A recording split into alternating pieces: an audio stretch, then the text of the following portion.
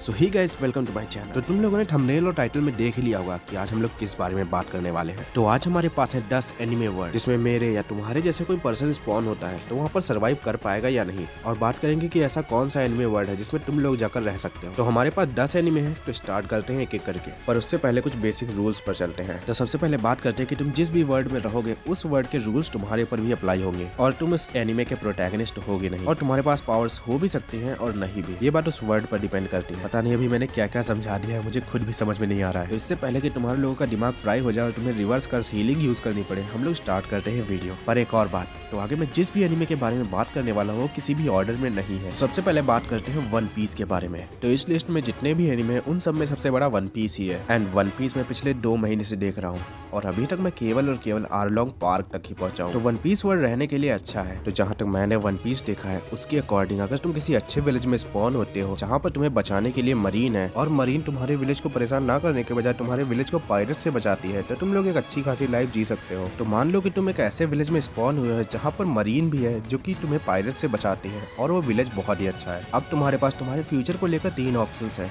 तो सबसे पहले तुम नॉर्मल सा कोई काम कर सकते हो उसी विलेज में, दूसरा तुम मरीन ज्वाइन कर सकते हो, और तीसरा जो कि मैं रिकमेंड नहीं करूंगा वो है पायरेट्स बनना, क्योंकि ना तो तुम लूफी हो और ना ही उसके क्रू में हो। तो अगर तुमने पायरेट बनने का सोचा भी तो हो सकता है कि तुम लोग शुरू होने से पहले ही खत्म हो जाओ। तो वन पीस के वर्ड में इतना ही था, क्योंकि तुम लोग वन पीस के वर्ड में एक नॉर्मल लाइफ तो अच्छे से जी सकते हो पर एक पायरेट लाइफ नहीं। पर इतना है कि अगर तुम एक पायरेट लाइफ नहीं चूज करते हो तो तुम काफी लंबे टाइम तक वन पीस वर्ड में सर्वाइव कर सकते हो। तो अब चलते हैं अपने सेकंड एनिमे वर्ड की तरफ, जो कि मैंने उतना ही देखा है जितना कि मैंने वन पीस देखा है, एंड उसका नाम है ब्लीच। तो ब्लीच में मैं ज्यादा कुछ बता नहीं सकता, पर मैं इतना कह सकता हूँ कि अगर तुम एक सोल रीपर नहीं बनते हो तो तुम एक नॉर्मल ह्यूमन लाइफ आसानी से जी सकते हो। वह उस दुनिया में हॉलो रहते हैं जो कि सोल्स को खाते हैं, पर तुम्हें उनसे कोई प्रॉब्लम नहीं होगी क्योंकि तुम्हें पता भी नहीं चलेगा कि तुम्हारे साइड से कोई हॉलो निकल कर चला गया। तो ब्लीच में एक नॉर्मल लाइफ बहुत ही आसानी से जी सकते हो, और तुम्हें सोल रीपर्स के बारे में पता भी नहीं होगा, इसलिए तुम वो बनने का भी नहीं सोचोगे। अगर तुम गलती से भी सोल रीपर बन जाते हो, जो कि हो ही नहीं सकता, तो तुम्हारी लाइफ की जिम्मेदार तुम खुद ही होगे। अब हम लोग आगे चलते हैं अपने थर्ड एनिमे की तरफ। तो ये थे बिग 3 के 2 एनिमे जिन्हें मैंने पूरा नहीं देखा है। तो अब हम लोग बात करने वाले हैं उसी बिग 3 का थर्ड एनिमे जिसे मैंने पूरा देखा है, और बोरुटो एनिमे भी,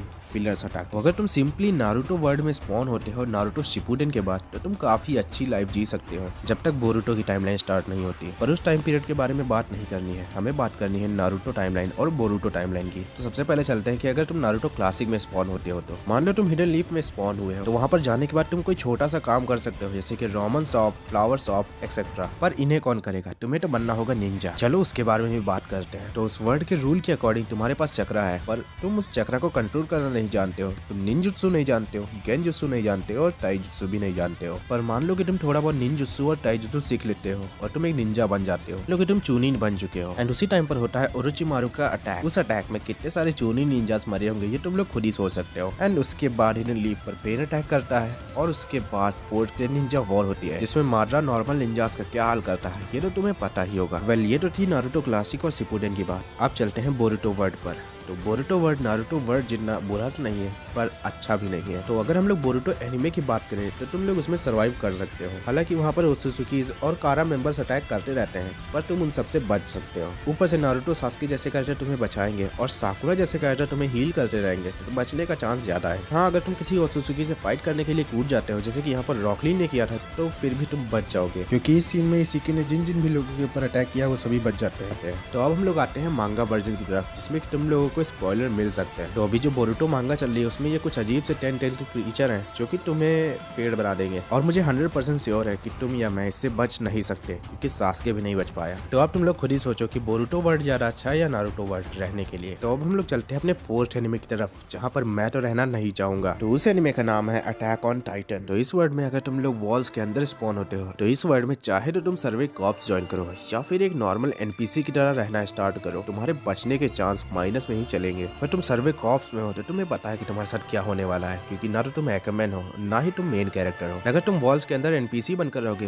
तो वहाँ पर भी तुम्हारी लाइफ इजी नहीं होगी, क्योंकि पता नहीं कब कौन सा टाइटन तुम्हें खाने के लिए आ जाए, और पता नहीं कब कोई शराब पीकर तुम ही टाइटन बन जाओ। और अब बात करते हैं कि अगर तुम वॉल के बाहर कहीं भी स्पॉन होते हो, तो अगर वॉल के बाहर तुम एक एलियन स्पॉन होते हो तो तुम्हारी लाइफ बिल्कुल भी अच्छी नहीं होगी। तुम्हें पता नहीं कब उठाकर टाइटन बना दिया जाए, ये तुम्हें खुद भी पता नहीं होगा। और अगर तुम किसी मार्ली सोल्जर या फिर तुम किसी और पर्सन की तरह स्पॉन होते हो जो कि एलियन नहीं है, तब भी तुम्हारी लाइफ कुछ ज्यादा लंबी नहीं होगी, क्योंकि एरन विल कीप मूविंग फॉरवर्ड। तो अब हम लोग चलते हैं अपने फिफ्थ एनिमे की तरफ, जिसका नाम है विनलैंड सागा। विनलैंड सागा के केवल अभी 2 ही सीजन आए हैं एंड अगर तुम लोगों ने इसे नहीं देखा है तो इसे जाकर देख लेना, बहुत ही अच्छा एनिमे है। तो अगर सर्वाइवल की बात करें तो विनलैंड सागा भी कुछ ज्यादा अच्छा नहीं है, क्योंकि पता नहीं कब तुम्हारे विलेज पर कोई पायरेट अटैक कर दे और तुम्हें पकड़कर वो स्लेव बना दे। और केवल पायरेट ही खतरा नहीं है, क्योंकि अगर तुम्हारे विलेज पर कोई दूसरा किंग भी अटैक करता है तो वो भी यही सेम काम कर सकता है। और फिर भी अगर तुम विनलैंड वर्ल्ड में कोई ऐसी जगह ढूंढ लो जहाँ पर जाना मुश्किल है और केवल तुम ही वहां पर जा पाए हो तो तुम वहां पर काफी अच्छी लाइफ जी सकते हो। तो इसीलिए विनलैंड सागा का वर्ल्ड रहने के लिए इतना भी ज्यादा बुरा नहीं है। पर हमारा जो 6 एनिमे वर्ल्ड है उसमें सरवाइव करना बहुत ज्यादा हार्ड है, जिसका नाम है demon slayer. Demon slayer world में तुम्हारा दिन तो अच्छा जाएगा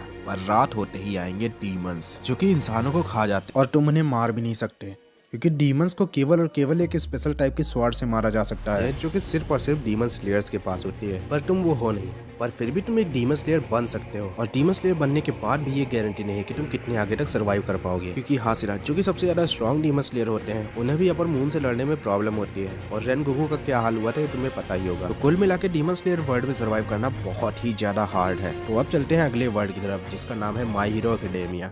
इस वर्ल्ड में तुम सर्वाइव कर भी सकते हो और नहीं भी, क्योंकि इस वर्ल्ड में क्वार्क का कॉन्सेप्ट चलता है। तो तुम्हें कोई भी क्वार्क मिल सकती है, पर इसकी कोई गारंटी नहीं कि तुम्हें कोई अच्छी ही क्वार्क मिले। तुम्हें कोई भी तरह की क्वार्क मिल सकती है, जैसे कि तुम लोग शिगिराकी को ही देख सकते हो, उसने अपनी पूरी फैमिली को खत्म कर दिया। और अगर तुम्हें कोई सुपर पावर ना भी मिली तब भी तुम्हारी लाइफ हार्ड रहेगी, क्योंकि इसमें आए दिन विलन्स अटैक करते रहते हैं और पता नहीं कब तुम किसी विलन के सामने आ जाओ। तो एमएचए वर्ल्ड में भी तुम्हारी लाइफ डेंजर में रहेगी, पर डीमन स्लेयर या अटैक ऑन टाइटन वर्ल्ड जितनी नहीं, क्योंकि एमएचए की दुनिया में हीरोज हैं वो भी बहुत ज्यादा और वो तुम्हें बचा सकते हैं। तो एमएचए के वर्ल्ड में जितने भी विलन दिखाए गए हैं उन्हें हीरो से ज्यादा प्रॉब्लम है, ना कि नॉर्मल लोगों से। अगर तुम्हारे सामने कोई विलन आए जो कि तुम्हें मारने वाला हो और इसके बाद तुम्हें बचाने के लिए कोई हीरो आए तो तुम्हें वहां से बस सीधे भाग जाना है, ऐसे तुम सर्वाइव कर पाओगे। तो अब चलते हैं हमारे नेक्स्ट एनिमे की तरफ, जिसका नाम है चेनसॉ मैन। चेनसॉ मैन की दुनिया में सर्वाइव करना उतना ही मुश्किल है जितना अटैक ऑन टाइटन और डीमन स्लेयर की दुनिया में सर्वाइव करना है, क्योंकि पता नहीं तुम कौन सी टॉयलेट में बैठे अपना काम तमाम कर रहे हो और वहाँ पर बैठे बैठे तुम्हारा ही काम तमाम हो जाए। क्योंकि माकिमा ने एक डील कर रखी है कि अगर उसके ऊपर कोई भी डैमेज होता है तो वो जापान की किसी भी सिटीजन के ऊपर चला जाएगा एंड ऐसे तुम्हारी कहानी कभी भी खत्म हो सकती है। और अगर तुम जापान में नहीं रहते हो तब भी तुम्हारी लाइफ इतनी भी ज्यादा आसान नहीं होगी, क्योंकि चेनसॉ मैन वर्ल्ड में बहुत ही सारे डेविल घूमते रहते हैं और पता नहीं कब कौन सा डेविल तुम्हें आगे खत्म कर दे तुम्हें खुद भी पता नहीं चलेगा। इनफैक्ट चेनसॉ मैन वर्ल्ड में हमारे मेन कैरेक्टर्स के पास भी प्लॉट आर्मर नहीं है, तो तुम्हारे पास क्या होगा। हाँ, तो डेंजी को छोड़कर मैं बाकियों की बात कर रहा हूँ। तो चेनसॉ मैन वर्ल्ड में भी सर्वाइव करना बहुत ज्यादा हार्ड है। तो अब चलते हैं हमारे अगले वर्ल्ड की तरफ, जिसमें सर्वाइव करना चेनसॉ मैन वर्ल्ड जितना ही हार्ड है। इस वर्ल्ड का नाम है जुजुत्सु काइसेन। तो जुजुत्सु काइसेन वर्ल्ड में अगर तुम जापान के बाहर रहते हो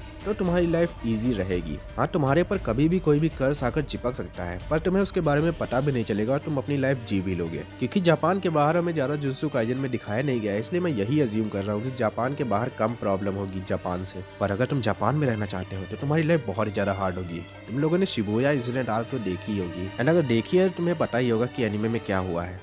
शिबुया इंसिडेंट आर्क तो एक ट्रेलर है, अभी तो बहुत कुछ आना है एंड ये सब जापान में ही होगा। तो अगर तुम जापान के बाहर एक नॉर्मल लाइफ जीते हो तो तुम्हें कोई प्रॉब्लम नहीं है, पर जापान के अंदर तुम कोई भी लाइफ जियो तुम्हें बहुत ज्यादा प्रॉब्लम होगी। जापान में अगर तुम एक नॉर्मल लाइफ जियोगे तो तुम्हें पता है शिबुया में क्या हुआ था। अगर तुम एक जुजुत्सु सॉर्सरर बनते हो तब भी तुम्हारी लाइफ इजी नहीं जाने वाली, क्योंकि एक जुजुत्सु सॉर्सरर कभी भी मर सकता है। पता नहीं कब तुम्हें एक लो ग्रेड कर्स से फाइट करने के लिए भेजा जाए और वहाँ पर पहुँच के तुम्हें पता चले कि वो एक स्पेशल ग्रेड है और तुम्हारे ज्यादा सीनियर्स बहुत ज्यादा आलसी है या फिर वो सील है। तो वहाँ के पावर सिस्टम के अकॉर्डिंग तुम्हें कर्स टेक्निक तो मिल जाएगी, पर इसकी कोई गारंटी नहीं कि वो कितनी ज्यादा स्ट्रॉन्ग होगी और तुम्हें आगे सर्वाइव करने में कितनी हेल्प करेगी। इसके साथ हम लोग जुजुत्सु काइसेन से आगे बढ़ते हैं और चलते हैं अपने 10th वर्ल्ड की तरफ, जो कि हमारा फाइनल वर्ल्ड होने वाला है एंड उसका नाम है dragon ball world. Dragon ball world बहुत ज्यादा बड़ा है, पर अगर तुम यूनिवर्स 7 में अर्थ में स्पॉन होते हो तो तुम्हें कोई भी प्रॉब्लम नहीं होगी। हाँ, तुम कई बार मर सकते हो, पर फिर भी तुम्हें बाद में रिवाइव कर लिया जाएगा और तुम्हें याद भी नहीं रहेगा कि तुम मरे भी थे। एंड वहाँ पर रहने के बाद तुम्हें बस इतना करना है कि अगर कोई विलन आ जाए जो कि तुम्हारे कहने पर भी तुम्हारे रास्ते से ना हटे तो तुम्हें उल्टा भागना है। उल्टा भागना हेल्प तो नहीं करेगा, पर हो सकता है तुम बच जाओ, और अगर मर भी गए तो कोई बात नहीं, ड्रैगन बॉल्स तो है। तो इसी के साथ हमारी वीडियो एंड होती है। तो ये थे हमारे 10 एनिमे वर्ड और मैंने बात करी है कि यहाँ पर तुम किस किस वर्ड में सर्वाइव कर पाओगे और किस में नहीं कर पाओगे। तो इस वीडियो में जितने भी वर्ड मैंने बताए हैं उन सब में सबसे बेस्ट ड्रैगन बॉल वर्ड ही है, क्योंकि अगर उस वर्ड में तुम मर भी जाते हो तो भी वापस आ सकते। ड्रैगन बॉल के बाद आते हैं हमारे बिग 3 और उसके बाद आता है एमएचए और विनलैंड सागा और उसके बाद बाकी के सब। तो अब तुम लोग कमेंट करके बताओ कि इनमें से कौन से वर्ड में में तुम लोग जाना चाहोगे और वहाँ पर पहुंचकर क्या क्या करना चाहोगे, एंड मुझे और एनिमे बताओ जिन्हें मैं इस वीडियो में नहीं इंक्लूड कर पाया, ताकि मैं इस वीडियो का पार्ट 2 बना सकूं। तो अगर वीडियो अच्छी लगी तो इसे लाइक करो, चैनल पर नहीं हो तो सब्सक्राइब करो। मैं मिलूंगा नेक्स्ट वीडियो के लिए। Bye bye.